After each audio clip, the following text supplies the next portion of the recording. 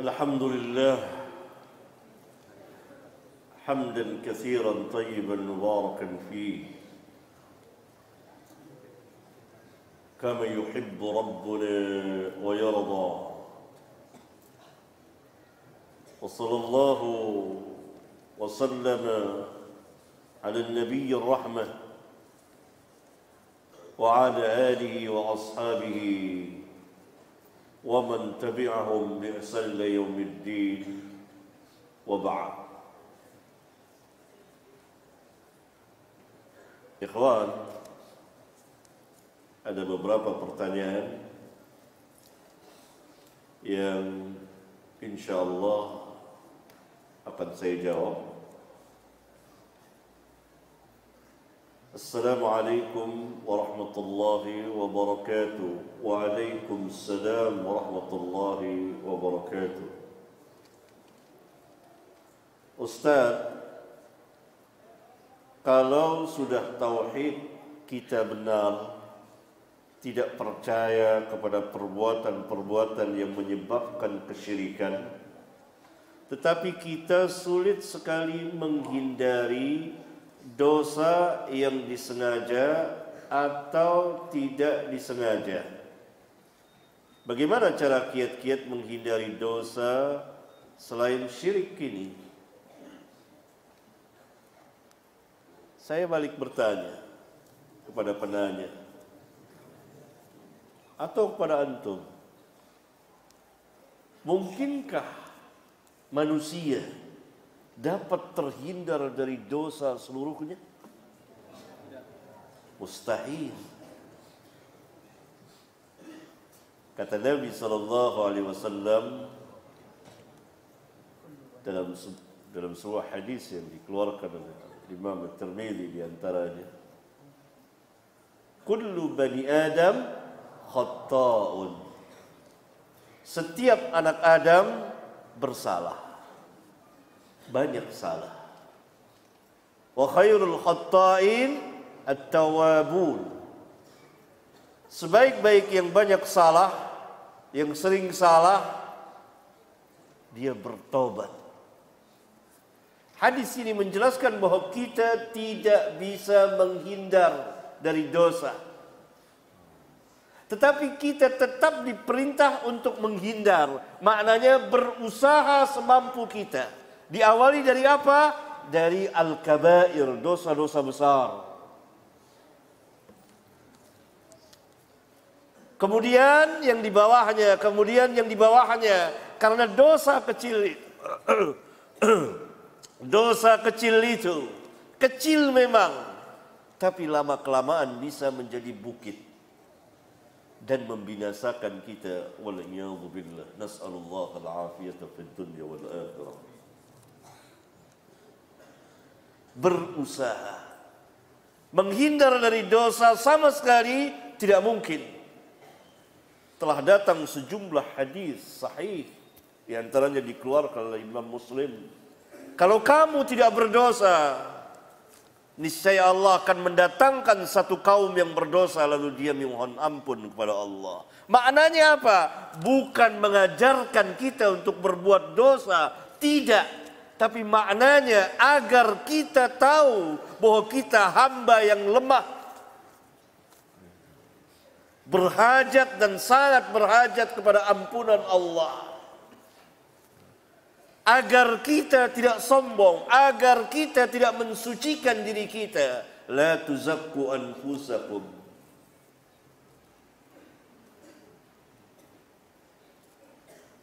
Ya, maka berusaha.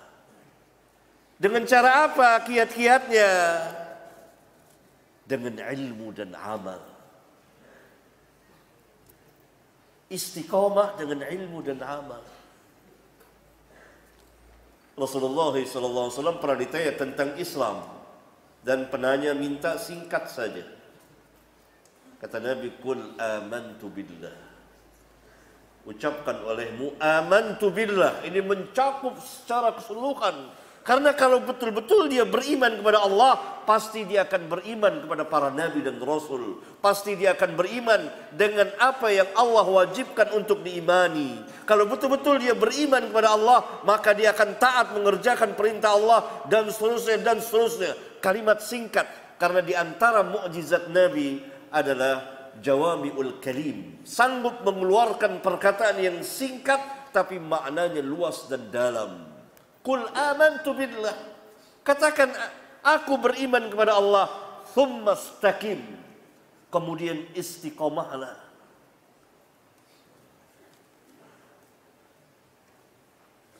Istiqomah bagaimana? Tidak mungkin seorang akan istiqomah tanpa ilmu dan amal. Ilmu pengetahuan, tahu kita ini dosa. Terapkan untuk menjauhi, beramal taat. Ilmu, amal, dan seterusnya. Dan ini butuh perjuangan jihad. Bukan sehari dua hari, sepanjang hayat.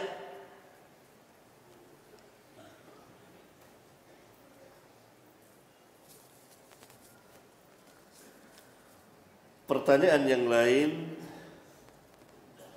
ada dai viral lagi apa bahasa tren yang sukses terkenal yang mengatakan kunut subuh tidak bid'ah. Yang mengatakan kunut subuh bid'ah itu sahabat, bukan ulama.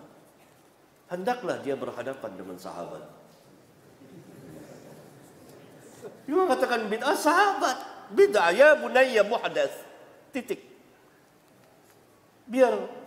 Kita biarkan dia berhadapan dengan sahabat. Maulid tidak bid'ah. Yang mengatakan bid'ah kaum muslimin bersama para ulama. Kita biarkan lagi dia berhadapan dengan para ulama. Kalau ada yang mengatakan bid'ah, maka dia bid'ah dari ujung kaki sampai ujung rambut. Kelihatannya emosi.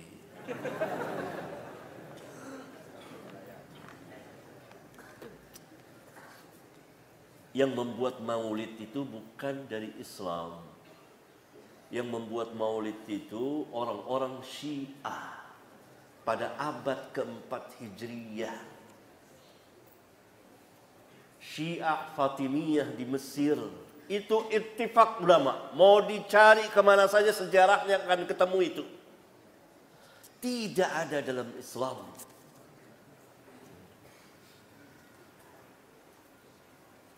Sahabat, tabi'in, tabi'ut tabi'in pernah melaksanakan maulid? Tidak. Bahkan Nabi mengisyaratkan saja tidak. Syiah membuat 5 macam maulid. Maulid Nabi SAW, kemudian maulid Ali, maulid Hasan, maulid Hussein, dan maulid khalifah mereka, raja mereka, sultan mereka.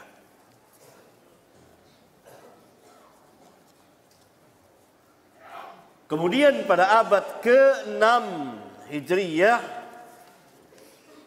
pemerintahan Sultan Salahuddin Al-Ayyubi menghapus maulid itu. Jadi memang maulid bukan dari Islam.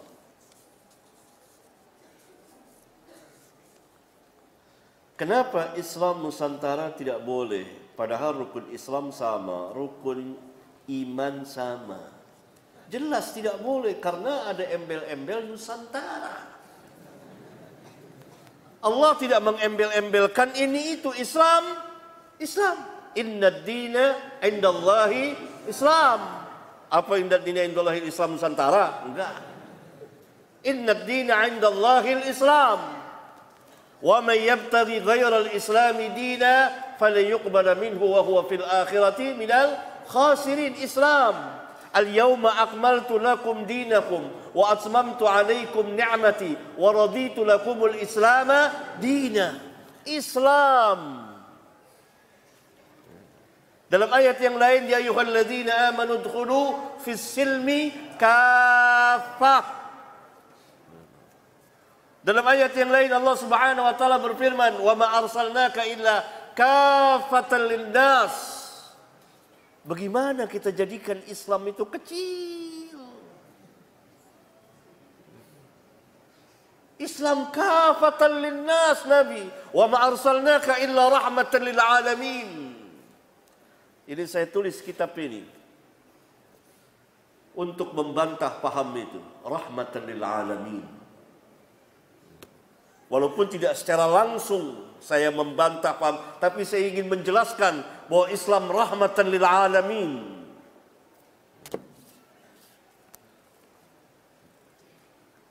Tidak benar sama sekali. Tidak menutup kemungkinan nanti akan terjadi perubahan-perubahan pada dasar-dasar Islam itu.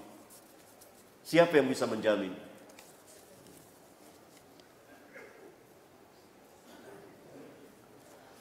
Pertanyaan yang lain, Ustadz, bolehkah saya mendengar atau menonton kajian dai yang di luar sunnah dengan tujuan mengetahui keburukan mereka dan saya dapat menjauhi keburukan mereka? Berarti yang nonton ini ulama ini. Ulama antum ini. Tahu kejahatan-kejahatan mereka, karena yang tahu ini ulama atau para pelajar ilmiah.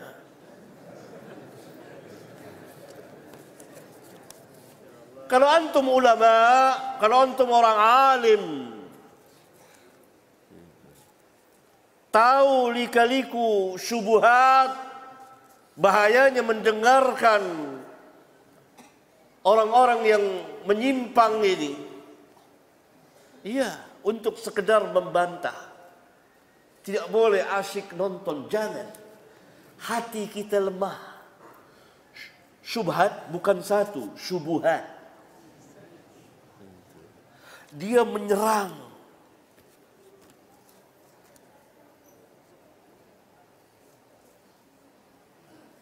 Saya pribadi pernah ingin tahu. Agak lama saya dengarkan, subhanallah, luar biasa syubhatnya. Kalau umumnya mendengar, maka akan terjerat. Karena itu para ulama tidak membenarkan, tidak membolehkan.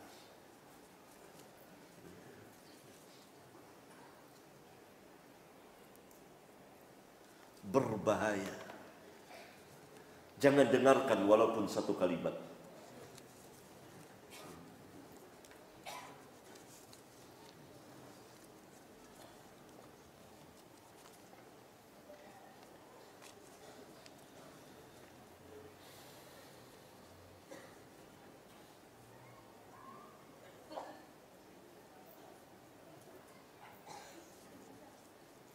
Pertanyaan tentang Syiah.